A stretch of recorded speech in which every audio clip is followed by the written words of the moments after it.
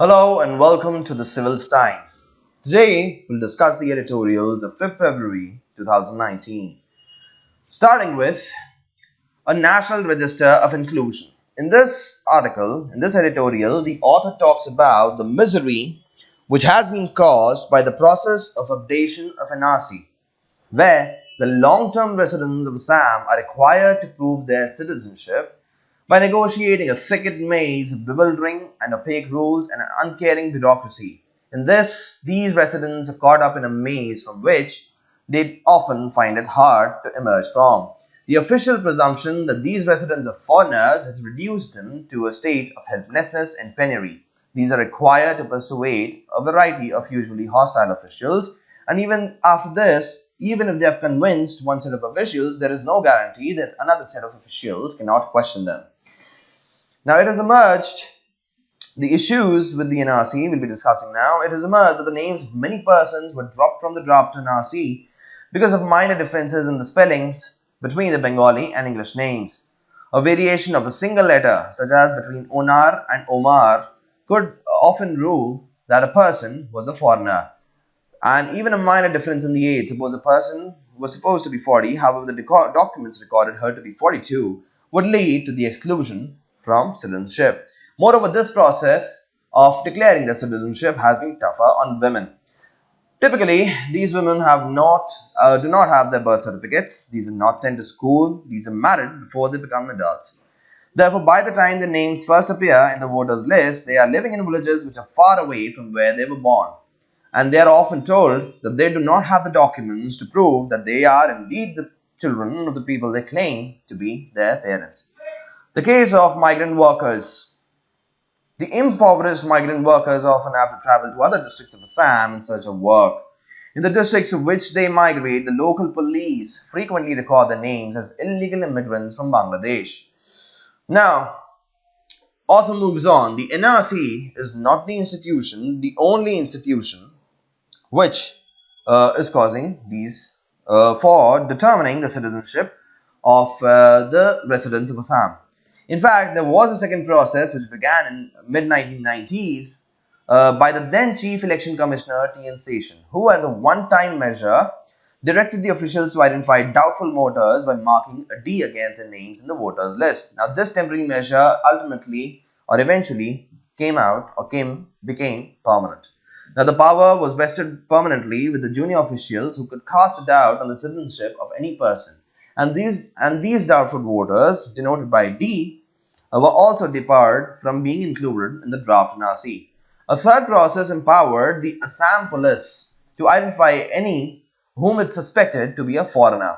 This person, and often the claim by the police, was that these persons were not able to show the requisite documents to establish their citizenship. Now, the author further moves on to the opaque processes involved in the foreign tribunals. Now, all the cases which are referred by the police are heard by the foreign tribunals. Moreover, of recently, the Bharatiya Janata Party has appointed many lawyers of RSS who have never been judges. There are now foreign tribunals which have not declared a single person to be an Indian citizen over several months. Even if a person finds a name in the NRC, the police can still refer its case to the foreign tribunal, or an election official can deem her to be a doubtful voter. Now, the Article 20 of the Indian Constitution talks about double jeopardy, which basically means that no person can be punished for convicted and punished for the same crime twice. However, the foreign tribunals seem to have been waived of this principle of double jeopardy. Even after a foreign tribunal had confirmed that a person to be an Indian citizen, another foreign tribunal or even the same foreign tribunal can again issue notice of the same person to prove his or her legitimate citizenship. Further, the issues with the foreign tribunals. Now, no person is given any aid by the state or provided a lawyer to fight his or her case in the foreign tribunal. Instead, these often poor residents, are required to spend large amounts of money for the lawyers as well as costs of travel for the witnesses who can testify in their favor. For this, they have to either sell their assets or borrow from the private money lenders. Now, with the entire burden of citizenship falling on their shoulders, the arbitrary and opaque multiple forums, these are basically caught in a bureaucratic maze from which they find it hard to emerge. Further, in brief, the entire issue with the Assam NRC is this. The Supreme Court in 2015 had ordered the updation of NRC within a specific time. Now, this had led to an exclusion of around 40 lakh applicants. These were given time or the opportunity to again claim their citizenship before the final NRC was published. Now, 4 categories were not included in the draft. One is the doubtful voters and their descendants. And the second, these are the first and the second, and the third and the fourth are basically those residents whose citizenship claims lie before the foreign tribunals and their descendants. These people were excluded out of the draft NRC. Assam is the first Indian state where the NRC is being updated after 1951 with March 24, 1971 as a cutoff date. Cutoff date basically meaning that those who had arrived in Assam after this particular date, March 24, 1971, will be excluded or will not be given the citizenship status. Now, issue of foreigners in Assam. First NRC was prepared in 1951 and the Assam Accord was signed on August 15, 1985 between the stakeholders to end the agitation. The foreigners were to be divided into following categories according under the Assam Accord and the amended Citizenship Act. Those who came before 1966, those who migrated between 1966 and the cutoff date of March 24th, and those who had arrived in Assam on or after March 25th, 1971. Now, the first category were to be treated as full-fledged citizens. The second group were to be denied franchise for 10 years. And the third category, detection was to be carried out on the basis of this. And the third category were to be expelled under the Illegal Migrants Determination by Tribunals Act, applicable only to Assam. Now, determination of illegal migrants was next to impossible, so the state government recommended to the centre that the Illegal Migrants Act be repealed. However, before a decision could be taken, a PIL challenging the constitutional validity of the act was filed before the Supreme Court. In 2007, the second Sonowal petition, the centre informed the centre Lok Sabha that the Assam had initiated drafting the NRC. The centre also provided funds to the state for computerization of records. 32 foreign tribunals were established by the end 2008. In 2009, the citizenship registration of these rules were amended to specify the manner of preparation of NRC and updating it. Now, on December 31, 2017, a part of the draft NRC covering about 1.9 crore people of the 3.29 crore applicants has been published. Now, the second article is America has lost the Afghan war. Here, the author basically talks about the futility of a war, of fighting a war in Afghanistan. Futility of war in Afghanistan. He's basically talking about the US war on terror, what the objectives were, and how it has miserably failed in achieving its objective. The author says that the US war on terror was launched in 2001 by the then President George W. Bush, who had claimed that until every terrorist group of global reach has been found, stopped and defeated, the war on terror shall continue. Now, the US toppled the Taliban quickly and Afghanistan eventually got an elected government under President Hamid Karzai. But after 17 years of fighting, the war has reached nowhere. Since 2009, when the United Nations started documenting the casualties of the war, nearly 20,000 Afghan civilians had been killed, another 50,000 had been wounded, US had lost $877 billion and moreover 2,000 military personnel in Afghanistan since the war began. Now, the author is questioning that whether United States has basically achieved its objective. Now, the author says that at the end of this war and now in the prospect of US withdrawing from Afghanistan, it seems that the Taliban is again coming up. The Taliban, which retreated in 2001, is on the comeback. Nearly half of Afghanistan, mostly the mountainous hinterlands, is now controlled by Taliban. And moreover, in the east, a small cell of ISIS is well entrenched, and they have killed hundreds of Hazara Shias. The Americans, like the British Empire in the 19th century and the Soviets in the 20th century, seem to have realized that the major war is no longer sustainable. The role of Taliban. Now, the US is basically saying that it has gotten assurance from Taliban that Afghanistan will not be used as a safe haven for terror attacks or for terror groups. And moreover, it will also push for a ceasefire and intra-Afghan talks. US has already conceded. However, the author says that the US has already conceded a lot to Taliban. The Taliban has clearly said that it will not talk to the Afghan administration, which has been instated by the United States. It does not acknowledge the government's legitimacy. The Americans accepted this and held direct talks with insurgents who negotiated from a position of strength. The US has also agreed in principle to pull out the troops. This shows how desperate US is to get out of Afghanistan. In this article, the author has also pointed out the cases or the testimony which history has provided of the futility of war in Afghanistan. He has cited the case of British, the first Anglo-Afghan war. However, the second and the third Afghan wars had been, the other Afghan wars by the British were successful on part of British. The Soviet Union also had sent troops to Afghanistan to bolster its client communist regime. However, after a decade, they had found the war to be unsustainable and therefore pulled out. Now, this is another article from the Indian Express.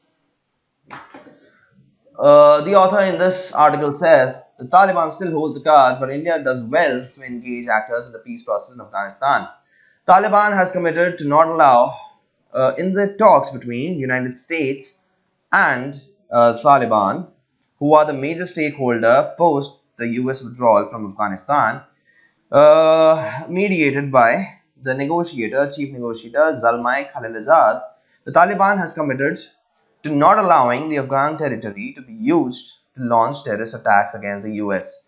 The US has agreed to top Taliban demand that the American troops will leave. But the agreement hangs on the Taliban declaring a ceasefire and agreeing to hold talks with the Afghan government. And so far has no role in the process.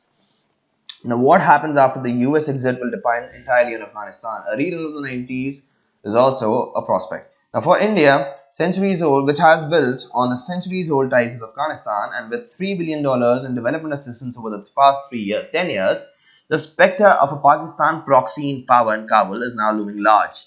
Holding no trump cards in this game, India is now engaging with China and Iran, and with a range of Afghan actors, including the former president of Hamid Karzai, who is said to be playing a key role in Afghanistan. Now, India aims to secure its own strategic and economic interests in Afghanistan while backing the position taken by the government in Kabul. But he has also expressed reservations and haste, and this the date. Okay. Moving further. Wrong on the Rohingya. Now, this is a very important article from the perspective of UPSC. In this, the author is basically pointing out that India, despite not being a member of any international law on refugees, is yet wrong on the aspect of repatriating Rohingyas, who are probably, according to the UN report, the least wanted refugees across the world back to their original countries of Bangladesh or Myanmar. The author begins with, in January, the United Nations High Commissioner for Refugees had asked for a report from India on the deportation of a group of Rohingyas back to Myanmar in October 2018. India's repatriation of refugees contravenes international principles. Now, the author says, the refugee law is a part of the international human rights law. In order to address the problems of mass interstate flux of refugees, a conference of plenipotentiaries of the United Nations adopted the Convention relating to status of refugees in 1951. This was followed by the Protocol relating to the status of refugees in 1967. Now, one of the most significant features of the convention is the principle of non-refoulement, which requires that no contracting state shall expel or return a refugee in any manner whatsoever to the frontiers of territories where his life or freedom would be threatened on account of his race, religion, nationality, membership, or a particular social group or political opinion. This idea of provision of expulsion lies at the heart of the refugee protection in international law. Here, you need to remember about this convention as well as the protocol, which form the basis for international law on refugee. Now, the author says, It is often argued that this principle does not bind India, since India is neither a part to this 1951 convention nor the following protocol. However, the prohibition of non-refoulement of refugees constitutes a norm of customary international law, which binds even non-parties to the convention. According to the advisory opinion on the extraterritorial application of non-refoulement obligations, the principle is binding on all the states, including those which have not yet become party to the 1951 convention or its 1967 protocol. Now, Article 14 of the Universal Declaration of Human Rights provides that everyone has the right to seek and enjoy another country's asylum. Moreover, Article 51 of the Indian Constitution, which is a DPSP, asks India for the promotion of respect for international law and treaty obligation. Therefore, the Constitution of India conceives the incorporation of Indian law into the domestic realm. Thus, she argues that the argument that India is not violating the international obligations during the deportation of Rohingyas is a mistaken one. The chapter on fundamental rights in the Constitution differentiates between citizens and persons. The Rohingya refugees, while under the jurisdiction of national government, cannot be deprived of the right to life and personal liberty, which is granted to even the persons who are not citizens of India. Moreover, the Rohingyas are among the world's least wanted and most persecuted people. In NHRC versus the state of Arunachal Pradesh, the Supreme Court had held that our Constitution confers rights on every human being and certain other rights and citizens. Every person is entitled to equality before the law and equal production of laws. So also no person can be deprived of his life or personal liberties, and such should also be extended to the Rohingyas according to the author. Moving on further, now we'll discuss the article from Indian Express. This article talks about missing the healing touch. She talks about, these two authors are talking about the low allocation in the budget, in the interim budget which was announced to the health sector. That is, a decrease, or the health sector has basically been ignored by the government. This is the claim of these authors. Now, people expected some measures to strengthen the country's ailing public healthcare system in this union budget. However, there is indeed an increase of more than 7,000 crore in nominal terms. Accounting for inflation, this amounts to a 9.2% increase in real terms. However, the much needed strengthening of the country's primary healthcare system has once again taken a backseat. The allocation under the NRHM, which is the National Rural Health Mission, which provides funds for rural primary healthcare, has been reduced in real terms. Real terms meaning the account after accounting for inflation. Moreover, there have been budget cuts for reproductive and child healthcare projects and maintenance of rural healthcare infrastructure. Moreover, there has been a neglect of major components of primary healthcare, like reproductive and child healthcare has been discussed. Even for controlling communicable diseases, the allocation under NRHM has been reduced considerably. Communicable diseases like TB, diarrhea, pneumonia, hepatitis and other infections are still a major problem for India. Conversion of health sub-centers to health and wellness centers, which was under the Ayushman Bharat scheme, that put more emphasis on NCDs, does not augur well for primary care in the country. Neglecting these major components of primary care seems to be a continuation of the policies that have led to a virtual dismantling of the rural public health infrastructure. The National Urban Health Mission has been allocated only 950 crores, when the estimated average yearly budget requirement for the mission is 3,391 crores from the central funds. Allocation for tertiary care components, the PM Swasthya Suraksha Yojana, which is a program for basically building AIIMS-like institutes, for example, has also remained stagnant.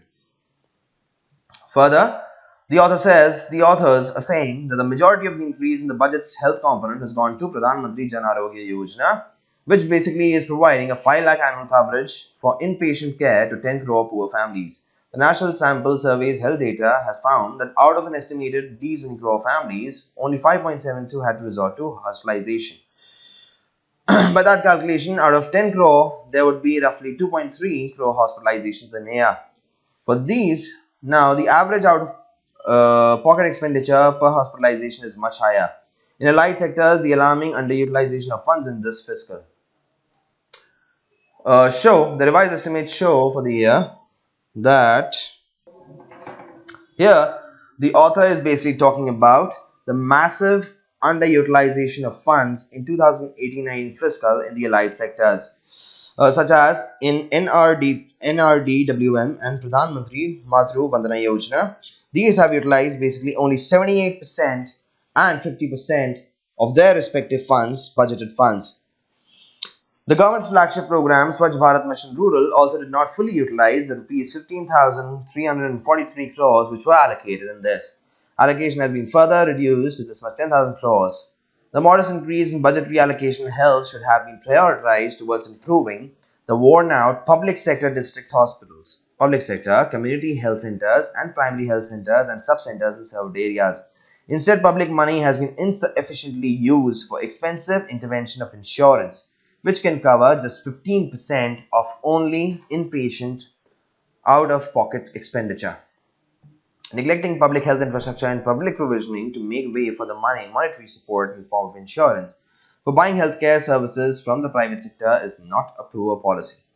Basically, the author is saying that due to the low allocation in the interim budget to the public healthcare facilities, such as the district hospitals, the community health centers, the primary health centers, etc., and instead of that, allocating money to Pradhan Mantri Jan Arogya Yojana, which provides for insurance coverage, 5 lakh insurance coverage to 10 crore, this will basically boost the private sector in the healthcare industry, and the poor shall be resorted to use the services which are being provided by the private sector, which will increase their out-of-pocket expenditure, the data for which has been provided here. This was the final article. Thank you and have a good day.